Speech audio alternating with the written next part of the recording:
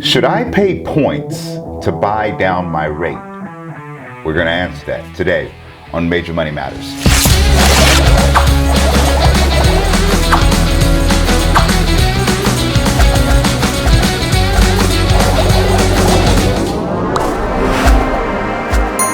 Welcome to Major Money Matters. My name is Major, and we talk about mortgages, money, and more on this channel. So if this is your first time here, I encourage you to like and subscribe if you want to be notified when we post videos like this to educate you about the mortgage process, or if you want to be notified when we post a weekly update where we educate you about different economic factors that are going on. So as we've transitioned into slightly higher interest rates than we've been in the last 2 years, I've gotten this question a lot. Should I pay points? Or some people have wanted to pay points. My advice is usually pretty consistent. If you do not have to pay points, then you don't want to pay points, and I'm going to explain to you why. Of course, there are some loan structures where you do have to pay points.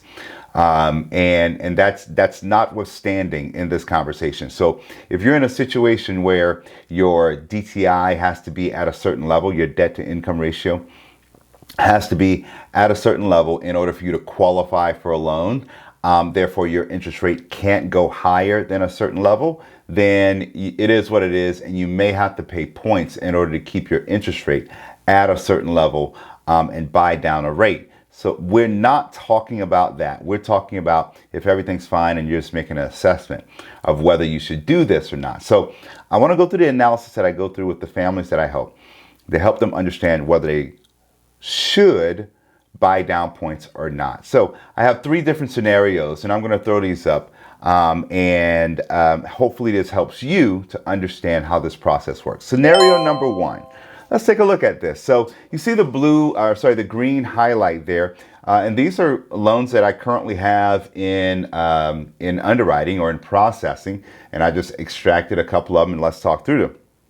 So first client here is at 4.296. Ignore that second number there, that second column. We want to take a look at the third column there. That shows that this is the par rate for this situation. Par meaning the same, we call it par in the business. It's kind of like golf. If you have a par 3, then you're getting in the hole in 3 shots. It's where you're not paying points and you're not getting lender credits. By the way, this screenshot here, if you want to ask your loan officer for it, your loan officer should provide this, because this is basically the rate sheet. Nobody has exactly one rate. So you have your option of what rate to take. You don't have just one interest rate. You have a rate that you can take without paying points and without getting lender credits. And that's called the par rate. You can choose to pay points or get lender credit. So this screenshot here is available to basically, if you ask your loan officer for it, they should provide it for you. All right, so 4.96, and they're not paying any points, okay? And this is a pretty high loan amount, as you can see. Monthly payment there is $79.1725. All right, so let's take a look at whether this person should pay points or what their analysis should be. Let's say if they bought down just to 4.25. By the way, you can see that, in the third column there, you can see if they buy down to 4.25, then the amount that they pay for that is $32.19. If they buy it on the 4.125, the points that they pay is $13,447.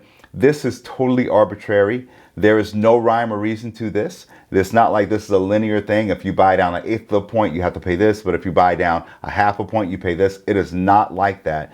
These numbers are pretty arbitrary. As you can see, some of them are spaced out, some of them are close together. All right. So if you're buying down to a 4.25, then you are basically saving in a monthly payment for this scenario, you're saving $43.16.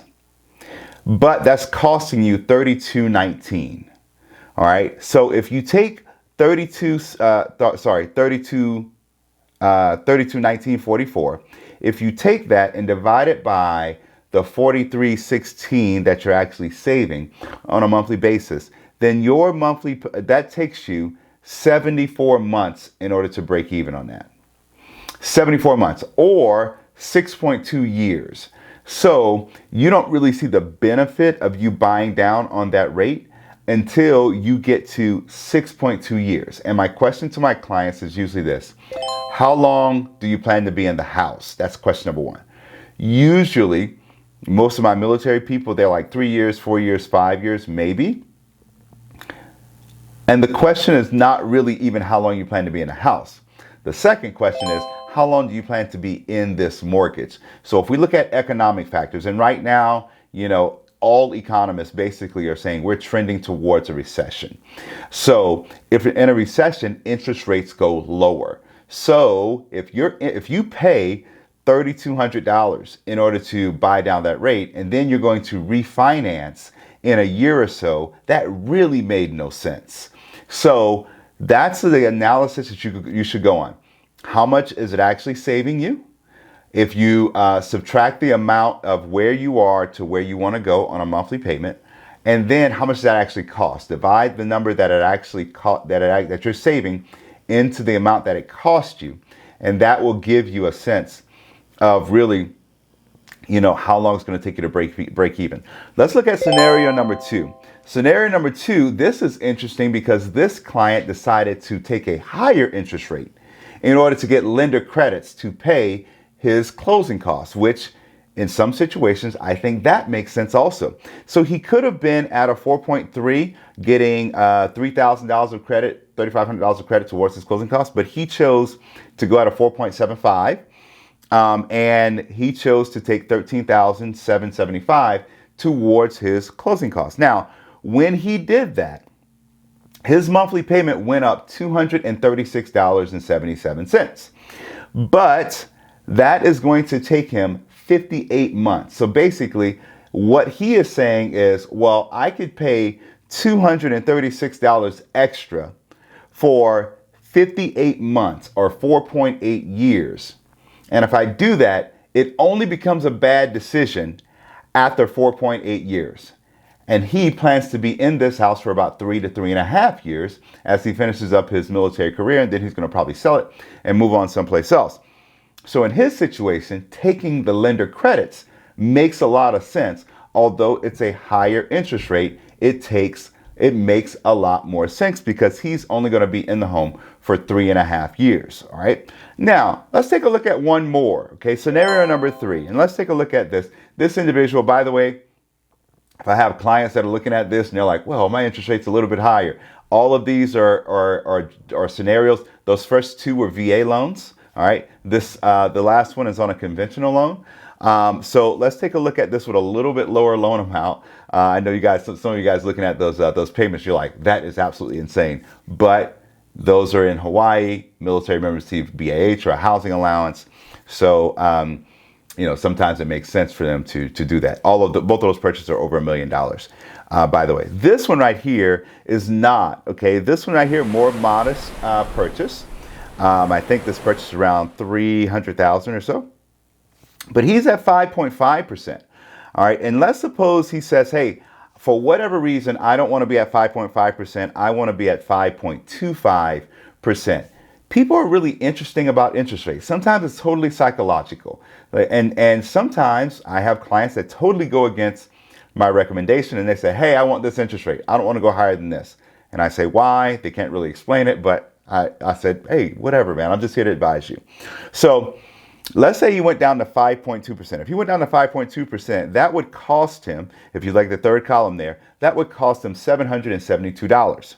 So that's cost him $772. Now, first of all, the buy down is not a lot of money. $772, depends on somebody's financial situation. They might say, it's just $772. I'm good with it.